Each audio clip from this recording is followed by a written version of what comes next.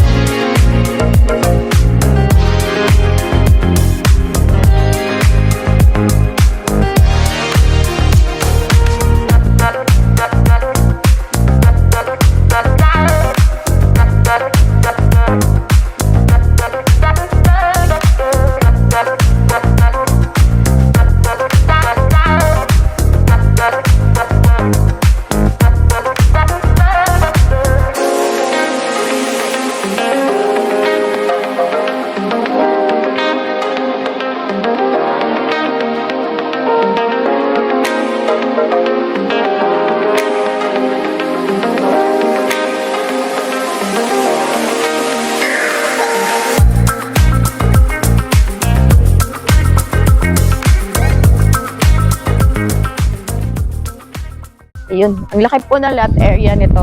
By the way, yung papakita ko na lang din yung ating carport. Ang carport po natin ay kasya ang 4 cars. SUVs po kasya. Meron po tayo ditong storage. Tapos ito pong door na to is access po to going to the main house talaga. Okay? So, hindi na po kayo pagbaba nyo ng sasakyan, pag-park nyo ng sasakyan, hindi nyo na kailangan doon sa main door dadaan, meron na po dyan. Ito naman pong access na to is going to the service area. Okay po. Dito po tayo. Ayan. Pwede naman din. Pagbaba mo, meron naman din pong daanan dito. The main door, meron na tayong porch dito. Yan. Nice. Welcome to your new home. Ganda, di ba? Super high ceiling. Pagpasok nyo po, yung living area nyo is high ceiling. And then, dito po ang magiging dining area natin. Tignan na naman po ang ating mga windows. Ang gaganda. Ang laki. Tapos, may mga screen windows na rin siya. Ang tibay, oh. Yan. Ang ganda ng mga materials na ginamit po nila dito. And then, meron din po tayong sliding door dito. Ang lawak ng sliding door. Ngayon po, ang araw is nasa likuran kasi morning sun po ang orientation ng ating bahay. Ayan po siya. Ang lawak din po ng lanay natin. Very, yung space. So, yan oh. Kaya sobrang mainit dito. Malawak pa po to dito sa likod ha. By the way, ang bahay po natin ay single detached. So, ito po yung ating kitchen. May mga cabinets na po to. Yan, complete na po siya. So, dito po yung magiging gas range natin. And the range hood. Nakaabang na rin po ang ating mga dyan. Tapos, ito, nilagyan lang ng mga panglinis ni ate. Pero, ito po, lagayan po talaga to dito ng gas tank. And meron pa tayong ibang dito. Ayun. Then here po is our maid's room. May sarili na rin siyang dito. Sarili po siyang toilet and bath. Hindi ko lang siya maipakita kasi nakasarado siya. Pero ito po. Sakto po. Pwedeng dalawang, back bed ang ilagay. Dito sa ating maid's room, may access na going to our service area. Ito po yung pinakita ko sa inyo kanina doon sa carport na gated na So, ito po dito. So, pwede pang lagyan dito, lagyan ng roof para pwedeng lagyan nyo po ng kitchen or dirty kitchen. Tuwang-tuwa kasi ako dito eh. Yan no. Ganda no. Ng parang backsplash dito. Or wall accent dyan. And then, ito po yung pinapakita ko din sa inyo kanina na access going to the carport. Ayan. So, yan.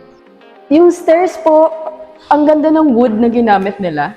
Ang kapal ng steel.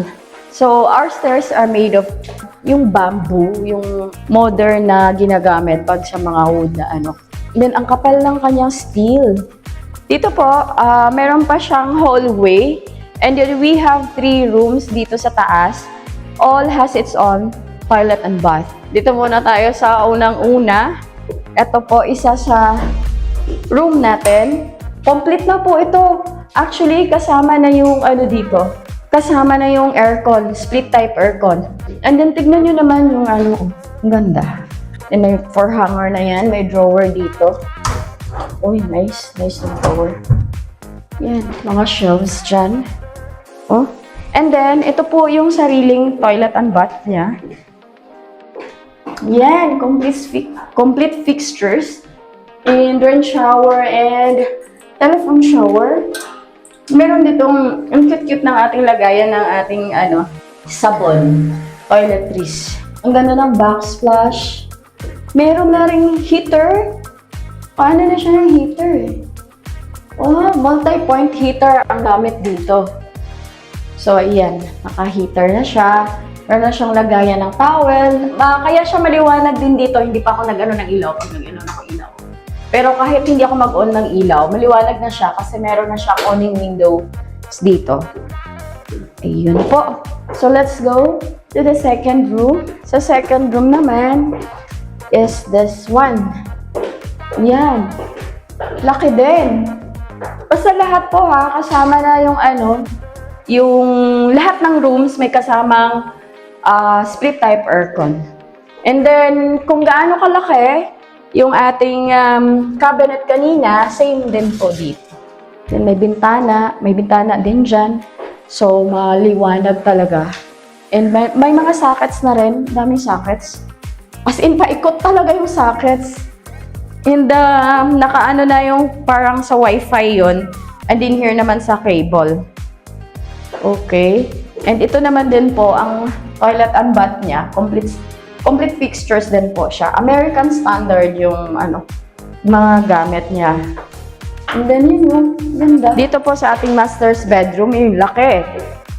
Meron din po siyang inverter, split type aircon. Ang kanyang brand is Daikin. And dito po ay may sarili tayong balcony.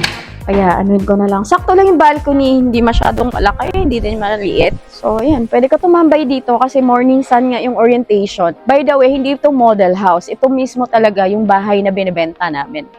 And ito yung steel niya, makapal siya, galvanized. Hindi pa tayo tapos sa master's bedroom. Ito po ay may walk-in closet. And same lang din po yung laki ng kanyang cabinet dito sa dalawang rooms na pinakita po natin kanina. Ay! Mas malaki pala. Ito, same yung laki. Tapos may additional na ganyan. Lahat po yung nakasalamin. Dito din po sa tabi ang kanyang toilet and bath. Dalawa po yung sink niya. Yan, ang ganda.